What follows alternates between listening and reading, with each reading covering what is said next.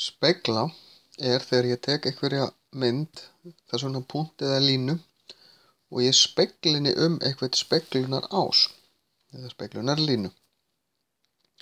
Við skulum skoða dæmi.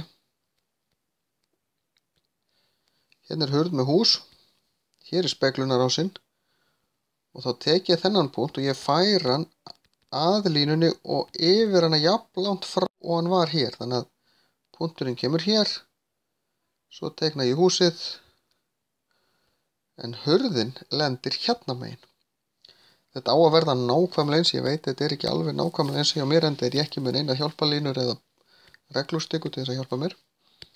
Ef ég geri þetta í rúðubók að þá náttúrulega nota ég rúðurnar. En af því að hurðin á að vera jafn langt frá þessari línu, hún er sem sagt þeim megin í húsinu sem er lengra frá línunni hérna megin, þá á hún líka verða hérna megin. Speglunarásinn eða speglunarlínan, þessi lína hérna, hún þarf ekki að vera lóðrétt eins og hér, hún getur verið á ská eða lárétt eða hvernig sem er. Og þetta kallast í raun speglun.